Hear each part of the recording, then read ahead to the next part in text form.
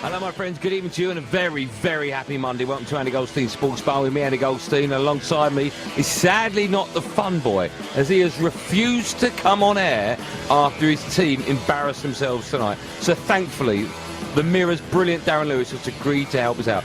Darren, good to see you. Good evening.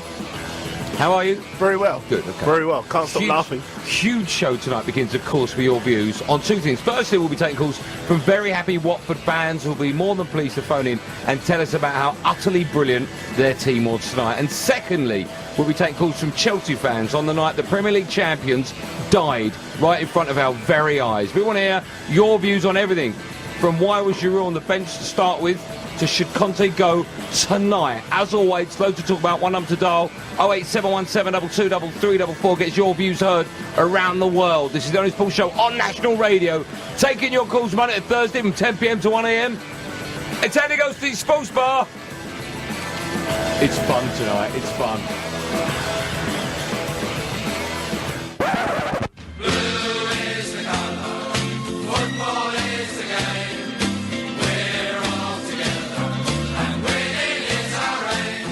Inside the penalty area. Oh, it's four with the goal of the night. Roberto Pereira just turned it onto his right foot. He's arrowed it past Thibaut Courtois, and in the space of 5 days, the champions have been beaten by Bournemouth and Watford, and by a 3-goal margin in the pair of them. Where now for Antonio Conte?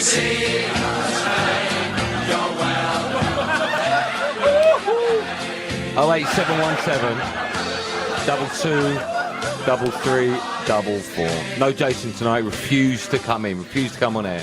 Wouldn't have it. A bit like his team playing tonight. Darren Lewis alongside me. Dazza, good to see you. Good evening, good evening. I'll be honest, when I knew you were coming in and Jason wasn't going to be here, I thought, okay, well, listen, Watford aren't going to destroy them. The way things were going, they looked like they were going to. Then it went 1-1, and I thought, okay, the draw, we still have a lot to talk about.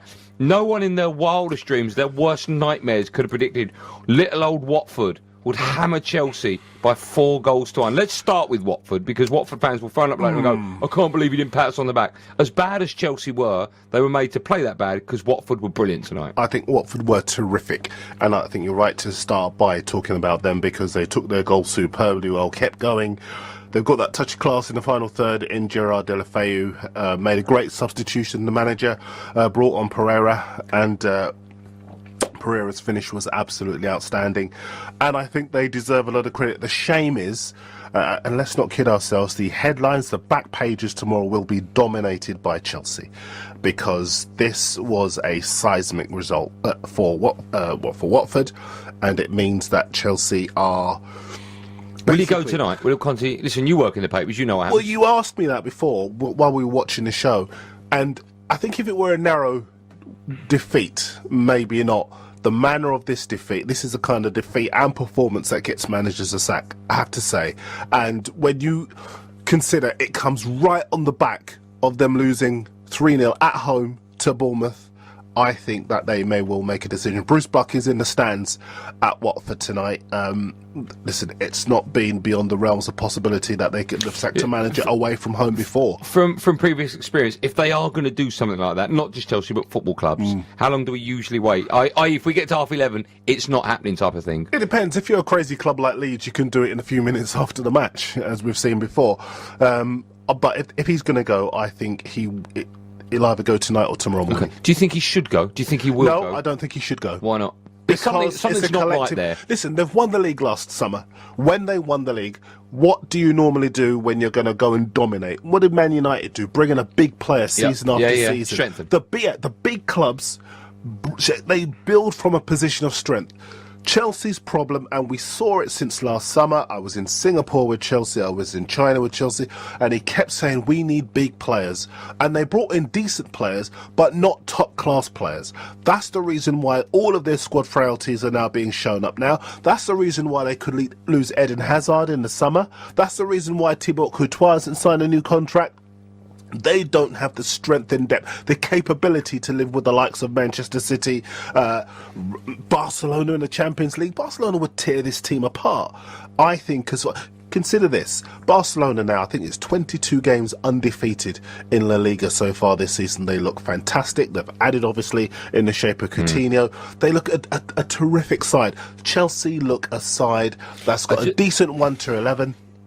I was going to say, I just wonder if the Chelsea board, you mentioned the Barcelona game, they don't want any more embarrassment than they've already had. There are worries now, dangers about top 4 as well. If they're going to pull the trigger, you'd expect them to do it before the Barcelona game, wouldn't you? I think they would. There had been a feeling, certainly among the media, that maybe they might give him Barcelona to see, if they could get past it's a risk, that. Isn't it? It is a risk. And when you consider that there are the likes of Ancelotti who don't have a club at the moment, Tuchel doesn't have a club at the moment, there are managers out there that could come in and rescue, if you like, Chelsea. Because the problem with Chelsea is this. If it starts to look as though the run of form could cost them a place in the top 4, then they would have to act. And at the moment, they are badly out of form. Morata has his back injury, but I think he hadn't scored in 6 games beforehand anyway. They paid £58 million for him. Batshuayi, who scored 2 fewer goals than Morata, he's out on loan at Dortmund, scored 2 goals in his debut. Bakayoko brought him in during the summer, paid a huge amount of money for him. He looked pants in this game. I think as far as Chelsea are concerned, all those little frailties, because Conte's been saying time after time, the board have got to bring better players in, got to back me. They brought poor players in. That is now the case. You look at that squad, it looks poor. Just quickly, there were a few incidents in the game, of course. Bakayoko got 2 yellows. I didn't think either were actually worthy of a yellow. You can foul people and not get booked. I personally thought it was the wrong decision to send him off, Bakayoko. I think you're right. It was a wrong decision, but it cannot be... we can't not say that he was poor anyway. His performance... without doubt. I'm just talking about tonight. Deulofeu, the dive, for my money, a dive. I thought it was a dive as well. Okay. He basically takes off when the goalkeeper comes in to challenge him. I think that Chelsea could count themselves unlucky, but again, he gets in behind. He leaves the referee with he gives the referee a decision to make. And I think as far as Chelsea are concerned, yes, on the one hand they're unfortunate, on the other defending was poor all evening, and that's why they found themselves where they did. 08717 22 33 We're taking calls from Watford and Chelsea fans. If you're a Watford fan just tuning in, we have spoken about how brilliant your club were first, but listen, more importantly, you can do that. Take full advantage. 08717 22 33 Let's take a few calls, as many as we can, before we go to a break. I'll take them in the order that people phoned. Harry's first up. He's a Chelsea fan. Harry, good evening. Hi, Harry. You alright? I'm okay, Harry. How are you doing? Not too good after tonight's display, as you can imagine. Go on, what do you want to say? Basically, I just want to say there's a wider problem with this club. I mean, I've been a Chelsea fan, born and bred. I was born, a stone's throw from the stadium. And I just think there's a wider problem with the club, Before, we weren't giving managers a fair chance, a fair crack at a whip, was we? And now that we've got one, I just think that we need to give him the money, don't we? I mean, Hazard's all well and good, he's a great player, but we need players around him. I mean, Giroud, come on, Andy. You know what I mean? Harry, I'm just not so sure that's actually your real voice, if I'm being honest. What do you mean? It sounds like you're from the 50s. That's not your real voice, is it, Harry? Listen, I was born in the 50s, yeah, so if you don't mind insulting me on air, that'd be great, but, Oh, okay, well, I just don't know, Andy. Yeah, that's so not you, is it? What's it all about? Right, let's go to someone that wasn't born or isn't in the 50s. Let's go to Oliver, as a Chelsea fan. Oliver, good evening. Hi, Ali. Hi, gents. How's it going? Better than you. Go on. Oh, what can I say? I've just watched 5 or 6 Chelsea players stab a decent manager in the back, and I can't believe it. Like Bakayoko, Fabregas, Gary Cahill, Pedro, Zappacosta. I can't believe it. Why have they stabbed him in the back? They're just not performing. Gary Cahill, how is he even a defender? My biggest fear is he's going to go to the World Cup with England in the summer. I doubt that. That guy looks like he hasn't ever played football in his life. He's backing off of the ball when players are running towards him. He's just not doing anything.